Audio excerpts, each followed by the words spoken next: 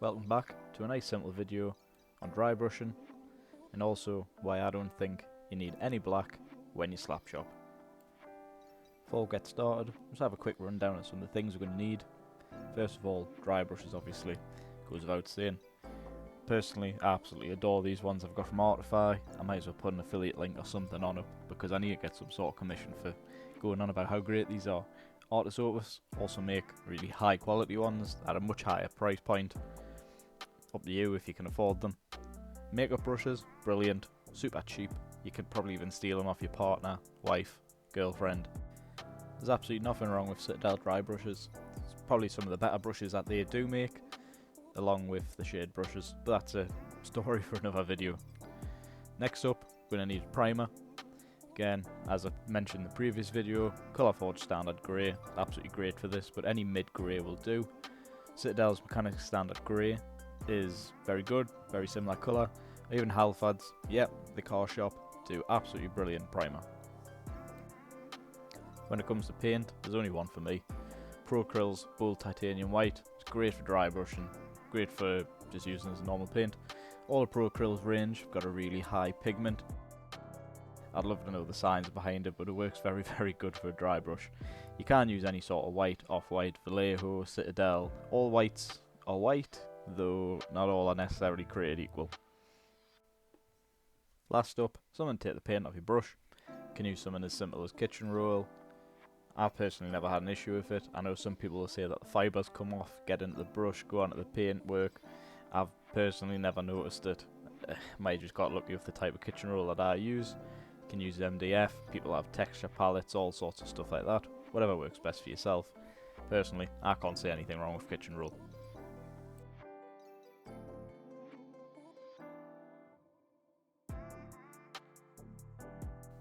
So we'll get started by giving a Pro Acryl White a good old shake. When it comes to using your brushes, bigger is always better, at least in terms of speed. It'll take you a whole lot less time to cover a bigger area. Obviously you will miss out small areas, but you can move to a smaller brush when need be.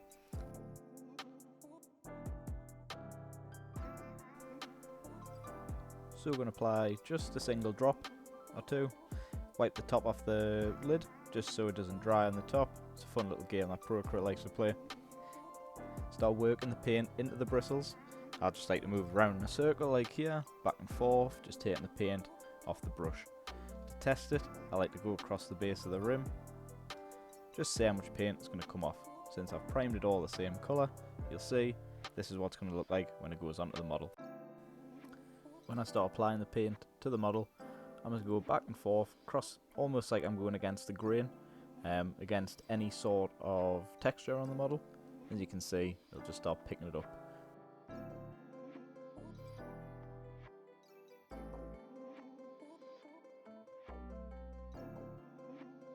What I'd always say, start as light as possible and then just get heavier as you become more comfortable with it. It's always going to be easier to apply more than it is to remove, because, well, really, the only thing you're going to have to do is reapply the paint. I'm just going to work around the model. Some things on here I'm not going to actually be painting in a slap shop style like the skin, but I'm still just going to go over it just to see, pick the texture out. There's always like little hidden things all around the model that you'll never quite notice.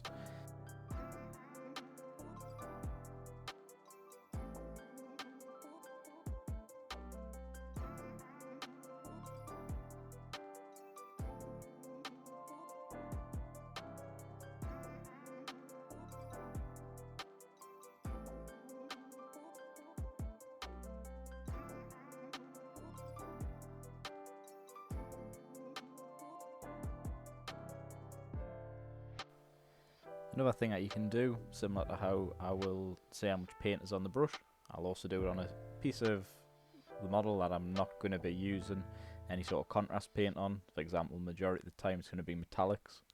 So I'm going to be putting this just onto the spear edge, just to see how much comes off.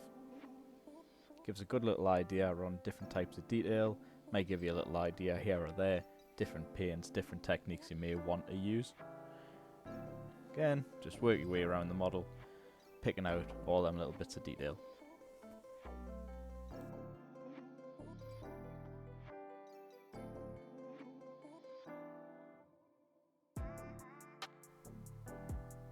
Some models may come in a push fit style. A lot of the ones that come in starter sets, like this model, come with push fit shields, swords, all sorts. Just makes it easier access to get to a place that you may be able to see on the model, but you're not going to very easily get your brush in. Just makes your life easier.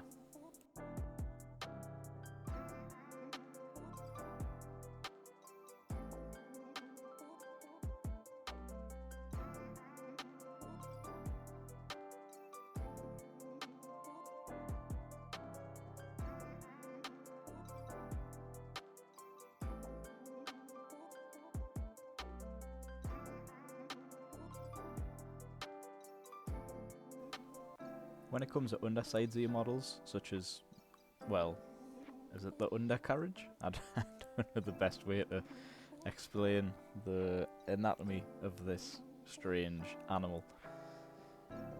It's not going to be something that you're going to generally see in normal play. You'll know it's there, but no one else is ever going to know it's there. This is where I want to get to with my style of not using a black undercoat and just going grey to white. Places like this, you don't have to worry too much about getting everything perfectly highlighted with your white. When you apply the contrast, it is still going to show some of the grey through the transparency of the actual contrast paint. You're still going to get colour, whereas if this was just black, you wouldn't get any sort of colour, just because black will completely obscure it because of how opaque, is that the correct word, to what type of paint it is. Personally, I just like to go grey white. It's a whole lot quicker. Again, the contrast paints are going to create shadows in the deep recesses. That's what they're made for. It'll pull away from the top of the models, giving you highlights. Whereas with this, you don't need to worry about that. So with that, we'll just be wrapping things up. Do hope, if you've never seen this before, you can take something from it, and it's a nice, easy guide to follow. And if you've seen it before, hopefully you pick up something new.